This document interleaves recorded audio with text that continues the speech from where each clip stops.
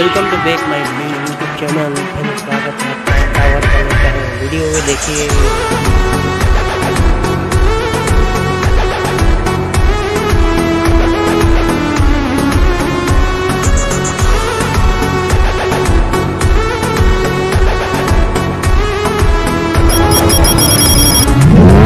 छुए तो बदन की देखो न पटन की चदरा बिछा दे